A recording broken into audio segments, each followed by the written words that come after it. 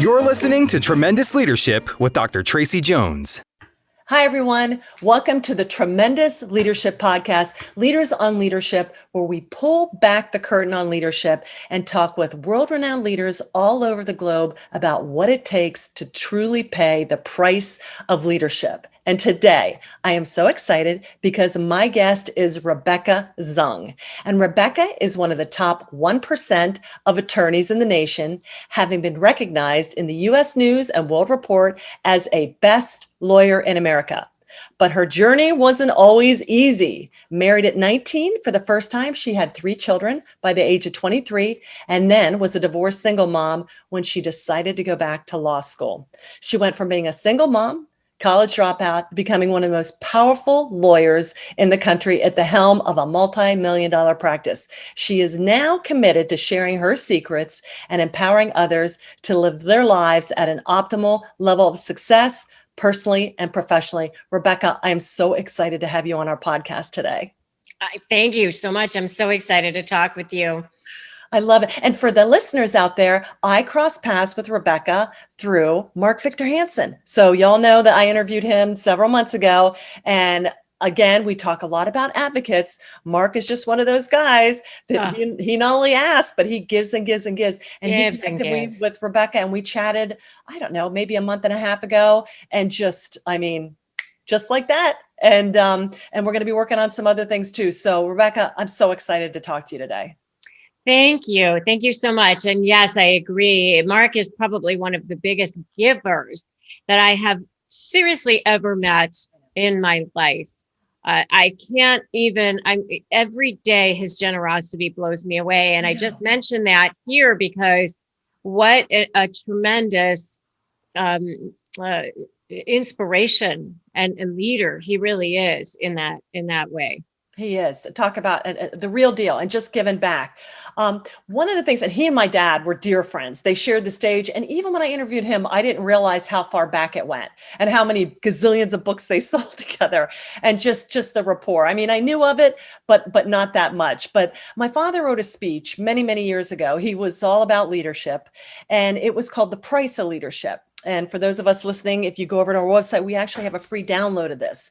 But my father said that, leadership is a beautiful thing, but it's also a really difficult thing. And we all have the privilege of leading at something. But he clearly carved out 4 things that you're going to encounter as a leader. He was very pragmatic. And Rebecca, I would love to get your insights. You've had quite a storied career. And like they say, I've never been a great person with an easy past. So I'd love to hear your perspective on these different topics and how this pertains to you and your leadership journey. Totally. I mean, I graduated second in my class from high school. And my dad was a physician. He had gone to Columbia. He was from China. He had not had an easy road, but he definitely was very much all about success and education. I remember one time when I was young saying, oh, maybe I'll be a nurse. And I remember him saying, why would you do that if you're smart enough to be a doctor? Like in his mind, it was always achieve the highest that you possibly can. And, my mother was German or is German. She's still alive. And, so I always say I have no fun genes whatsoever. Chinese and German,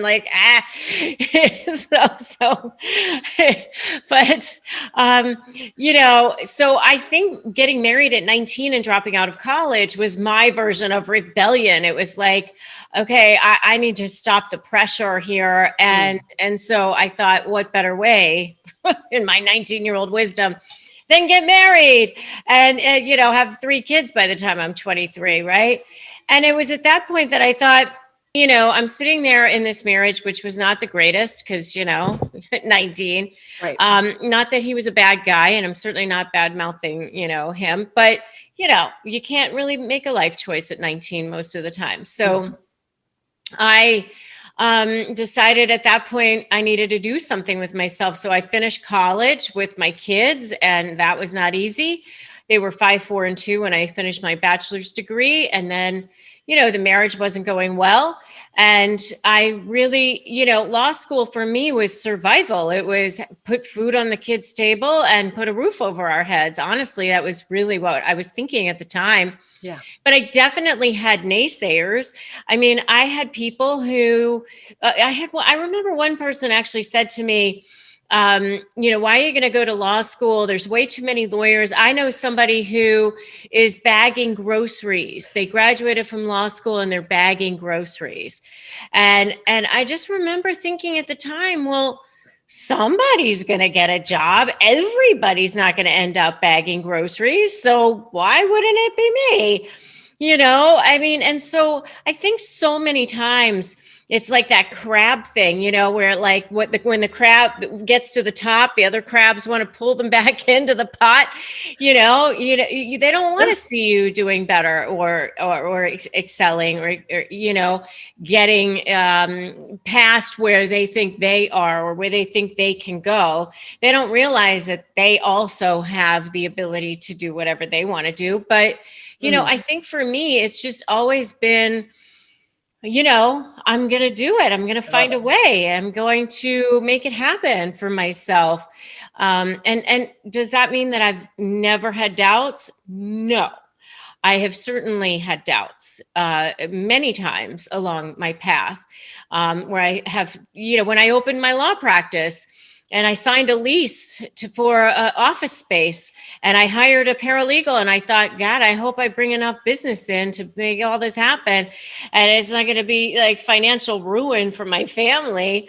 Of course I was worried about that. And I remember my best friend, she said to me, oh, your problem is going to be too many clients, not enough. And I was like, God, I hope she's right. Wow. But, I of course I had doubts. And of course I've always had naysayers, always. Because whenever you're trying to do something that's out there where you have success or you are achieving, there's going to be somebody out there who has something to say about it, I love it. And who the hell she thinks she is, and she thinks she's better than everybody else, and whatever. And that's their own story. I mean, that's them. I love that. Well, and I love that crab pot principle. I mean, that cracks me up because been crabbing. So the first thing he did say was loneliness. And I hear you talking about threads of, everybody thinks, and I love it when people are like, oh, just declare what you're going to do. And so people do. And then all of a sudden they're like, where's all the accolades? And I'm like, accolades are not guaranteed. You know what I'm saying? And so my dad would talk about, hey, it's lonely at the top. A lot of times when you're following your vision, it sounds like sometimes your vision is the only thing that you're hearing. Now, typically we have one or two people at least, but it sounds like there were times where you really, had to be very clear in heeding your own voice because there weren't a lot of supporting voices around. Yes, that's definitely true. But that means that, maybe those aren't the right people, and one of my favorite sayings is stop trying to make not your people your people. Oh, man. Because sometimes your people, I remember hearing Will Smith one time. He did, I think he just went on like Instagram Live or something, and he just started talking, and he was like, are you with people who are fanning your flames or dousing your fire? Uh-huh. And if they're not fanning your flames, then they ain't your people. Right. And so find people who are going to help you and support you. And those people, if you just ask God, ask the universe, ask whoever it is that you talk to out in the ether to bring it to you, then it will come. Mm-hmm. These people will show up. But it does get lonely sometimes. I mean, because you do, especially as an entrepreneur, if you're a solopreneur and you are the only one who is running your company or running your empire or whatever it is that you're running, it can be lonely for sure. There are times that you feel like the world is against you and you're the only one. Mhm. And you and sometimes you find yourself, having your own little pity party. Like, why is it me? Table of one, pity party. And it ain't fair. And what I ever do to them? I've always been so nice to them. How come they don't like me or whatever? And you just go, you know what? How is this serving me? How is this serving me? How is this serving others?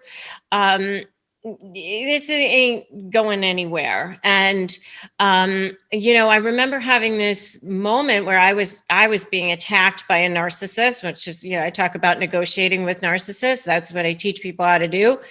And the reason why I really started doing this is because I had been preyed upon by a narcissist in a business situation. And I remember having this moment, my aha moment. I was on the top of a mountain in Maui, actually. And I remember thinking, oh my God, if I'm like obsessing about and ruminating over this situation, I'm not in creation mode. I'm not doing anything that serves my soul. I'm not doing anything that's helping other people. So you got to be in one or the other. You can't be in both. I love it. And so that's really what continued to drive me. And, since then I've created a YouTube channel, which I recommend, if anybody wants tips on negotiating with narcissists in any setting, business or personal, come check me out there. But I started that. My channel went from 0 subscribers to 100,000 and 6 million views in 10 months because I was finally in my place, serving my soul. And since then, I've met incredible people who are like-minded, like me, like you, for example, and many others who are my people. And it's beautiful. So once you make that decision to not serve the darkness and be in victim mode, it actually becomes the antithesis of being lonely. Mm-hmm. I feel like I'm surrounded by incredible people now. Right. That's a beautiful way to put it. Okay. So you talking about you've had this incredible growth and you've come through a lot of challenges and you're resilient.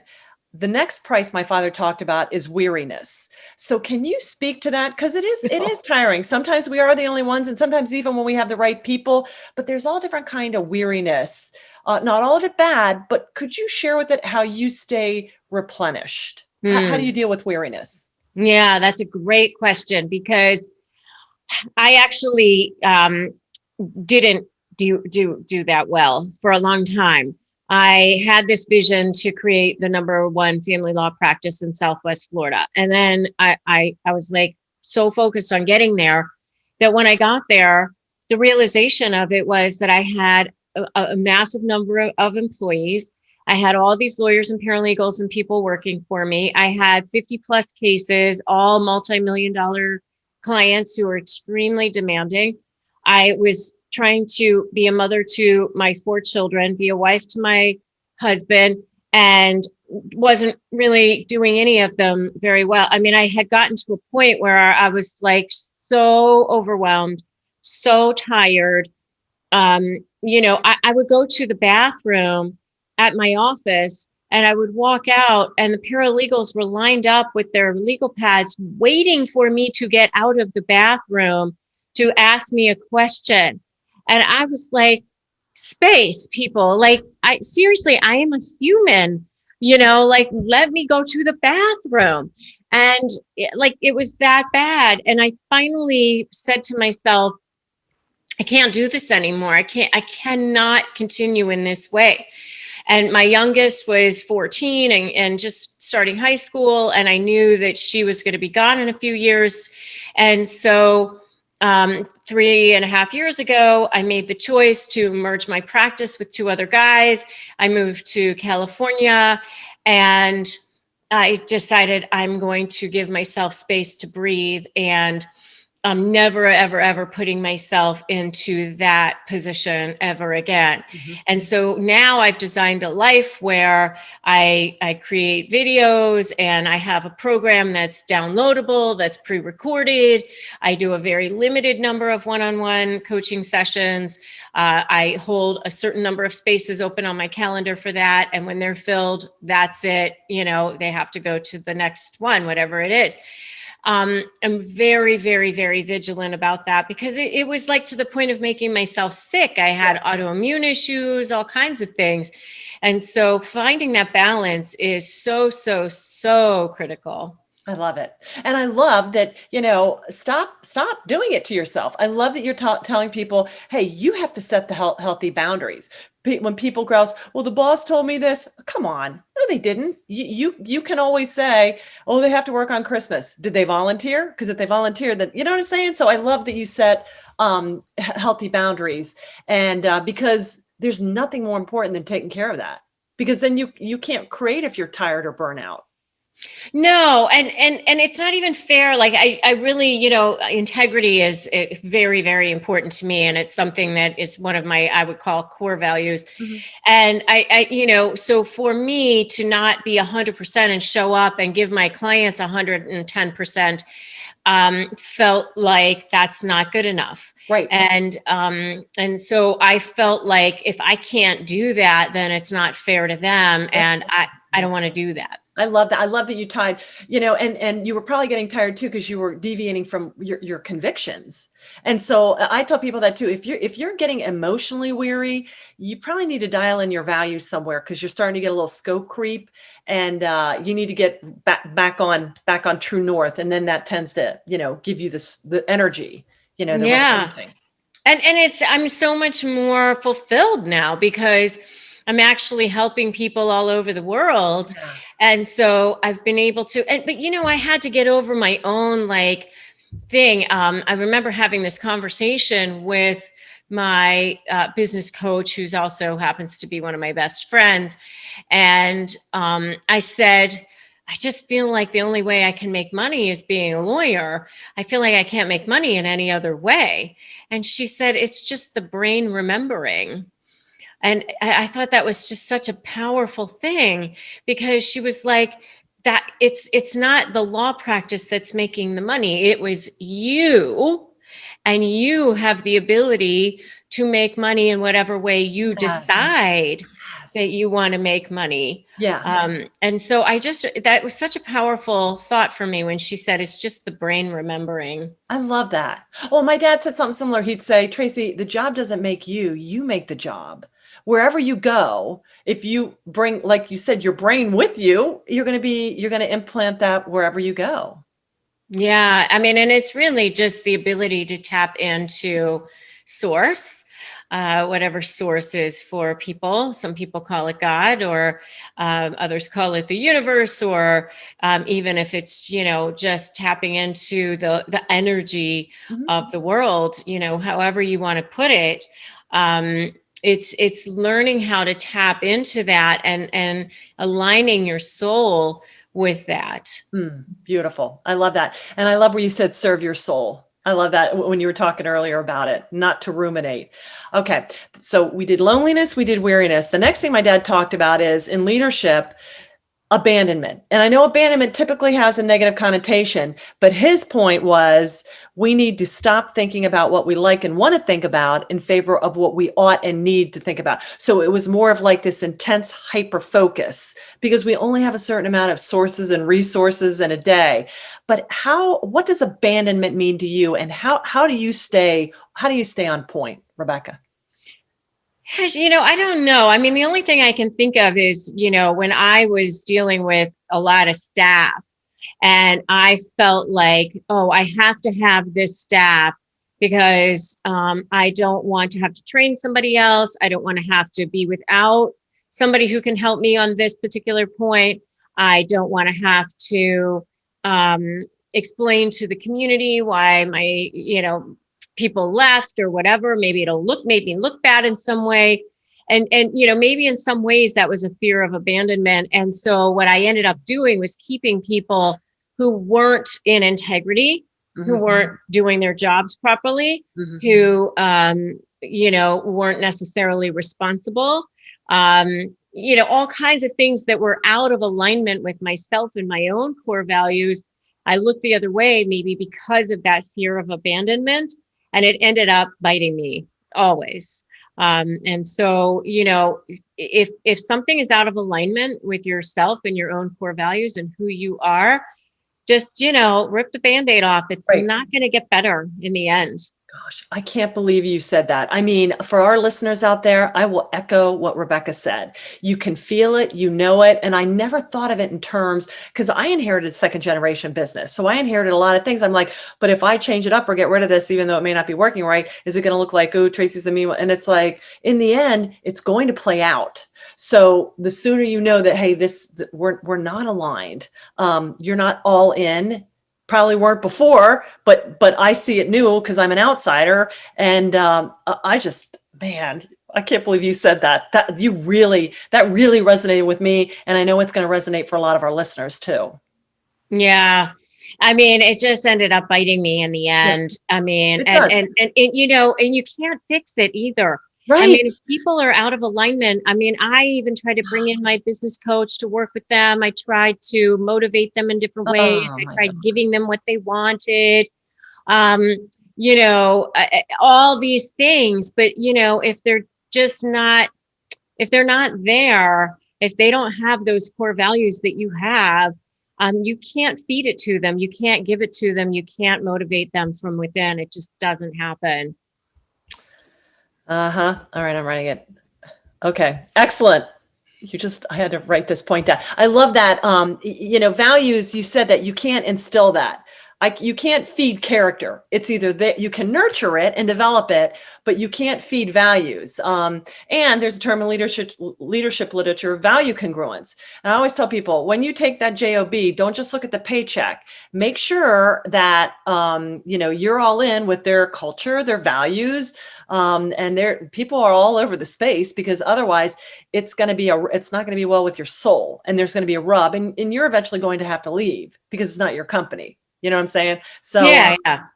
Or if it is your company, you're eventually going to have to fire them. Right. And now a lot of times you've fed the beast for so long that they're actually, incensed by the fact that you're firing them because they felt entitled. Really? I can't believe that would ever happen. I cannot believe. Thank you for your transparency in saying that. I mean, because that is what will happen. And for you guys that are out there, I'm glad you're listening, because you're probably thinking, she just spoke that word to me. Trust me, I will echo everything she said, and it will not be pretty. So the sooner you can address this, the better. Thank you. Absolutely, Rebecca. All right. So loneliness, weariness, abandonment. The last thing my dad talked about was vision. And I think sometimes, I know vision for me, I was always like, well, I'm an operations girl. I'm not really a visionary. But his point was that vision is really just seeing what needs to be done and then doing it. So there's this very much a creative side, but also this very pragmatic application side. How do you stay on your vision? How do you amplify your vision and get rid of your vision blockers? Well, I just keep it, on the forefront of my mind at all times. I can show you right now that here's my vision for this year. I keep it right in front of me on a little piece of paper. I look at it all day long, and, I know what my why is. I know what my goals are. I talk in my SLAY program about developing strategy and leverage and anticipating and focusing on you and your case and your vision. And that's what the SLAY methodology is. But the very first step of developing your strategy is creating your vision, creating your goal. Where are you going? I think sometimes people get so mired in today's fires, whatever they are. I need to put out this fire or that fire or this, or why is this happening? Or why is that happening? Or I've got this emergency on my plate, that they forget to figure out, where in the heck do you want to go? Right. And random driving equals random destination. Yes. Yes. Well, somebody said that the GPS, where do you want to go? Right. We don't want to be the Derby. where they wreck cars, the boxcar derby. We want to be NASCAR, where they know where to go, they know when to pull over, and they stay on that track. Because otherwise, it's like a boxcar where you're just crashing and driving all over the place. I don't know if this is like an age analogy these days. Maybe these don't even exist anymore. But when I was a kid, they had these bumper cars, and invariably you would end up in the one that was like stuck over in the corner, and like you weren't anywhere, right? I mean, because you didn't know how to steer or where am I going? Yeah, you don't want that.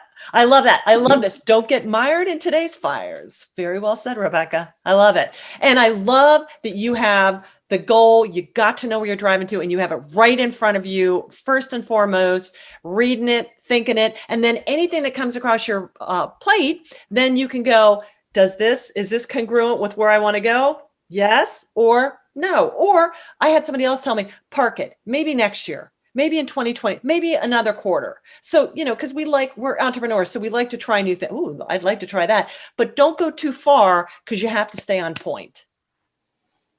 Yeah, absolutely. So, having a really, really strong vision.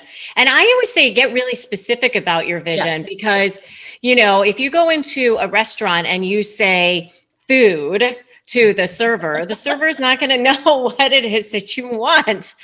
You have to go in there and say, I want the steak and I want it medium rare and I want it just like a little bit of warm red center and I want this on the side and I want it like that and I want the salad without the croutons and you got to get really, really specific. Otherwise, you don't know where you're going. I love it. I love that singularity. We need to really be single-minded in our focus. I love it. Okay, so we covered the 4 prices of leadership, and I thank you for the tremendous insights you gave us.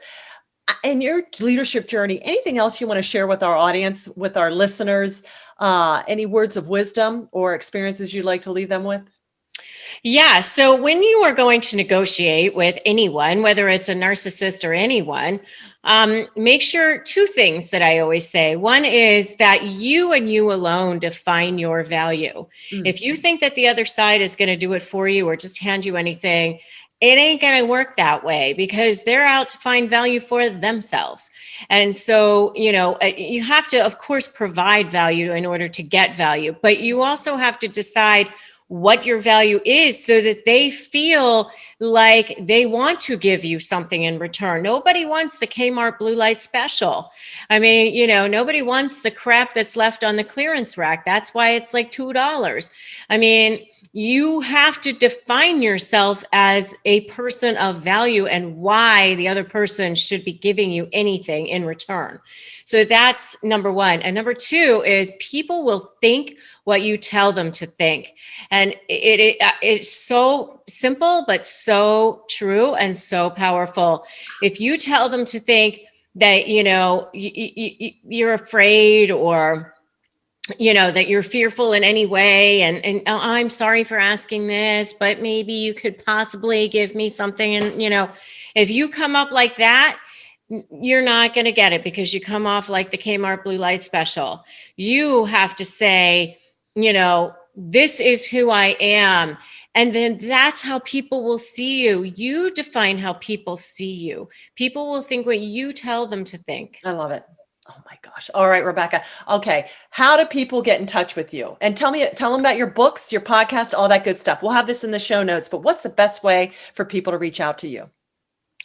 Well, so my website is RebeccaZung.com, and I have all kinds of things there. I do have a free Crush My Negotiation prep worksheet for your listeners. It's at winmynegotiation.com is the URL. It's something super easy. If you want to win your negotiation, go to winmynegotiation.com. And it's actually an ebook. It's 15 pages. It's totally free. And I've given it away to thousands and thousands of people now at this point. And so Crush My Negotiation worksheet is at winmynegotiation.com. Come follow me and subscribe to my YouTube channel at youtube.com/Rebecca Zung. And if you just put in negotiating with the narcissist in YouTube, you'll see thousands of my videos pop right on up. I have 2 books, Negotiate Like You Matter. The foreword was written by Robert Shapiro. And I have Breaking Free, a Step-by-Step Divorce Guide. Both of those can be found on Amazon or anywhere you buy books, barnesandnoble.com, everywhere. And, I have a podcast, Negotiate Your Best Life. I'm on Instagram at Rebecca Zung. And I do have a private Facebook group, which if people want to join, they are certainly welcome to join. Lots and lots of activity there, people supporting each other all day, every day. And that's Narcissist Negotiators with Rebecca Zung. I love it. I love it, Rebecca. Well, listen, for our listeners out there, please be sure and reach out to Rebecca. I have listened to many of her videos and downloaded the sheet, and it's an incredible resource. And go over to her channel and subscribe. And thank you, Rebecca, for being a part of our interview today. Thank you so much for having me. You're so welcome. And to our leaders out there, thank you for paying the price of leadership. Be sure, if you like what you heard, hit that subscribe button. And if you would do us an honor of a review, we would be so thankful. Go on over to Tremendous Leadership and you can download free 2 weeks of eBlast and get into all of these YouTube videos so you can learn all about Leaders on Leadership podcasts. Thank you so much, everybody. Have a tremendous rest of the day. Thank you for listening to Tremendous Leadership with Dr. Tracey Jones. Find out more about Dr. Jones at www.tremendousleadership.com. If you've been ignited by something you heard in this episode, let us know by leaving a review for Tremendous Leadership wherever you listen to podcasts, or by sending us a message through www.tremendousleadership.com.